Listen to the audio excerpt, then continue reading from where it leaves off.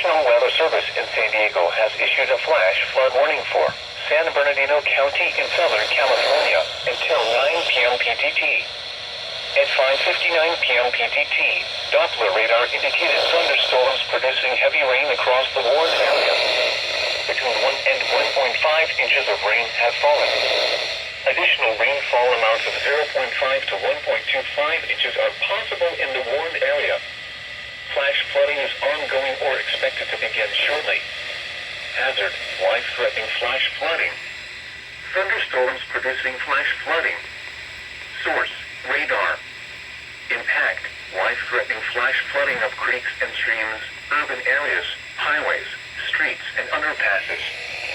Some locations that will experience flash flooding include San Bernardino, Lake Arrowhead, Highland, Running Springs, Highway 18 between Running Springs and Skyforest, Key 330 between San Bernardino and Running Springs, Rimforest, Highway 18 between Running Springs and Big Bear, and Highway 173 between Lake Arrowhead and Hesperia.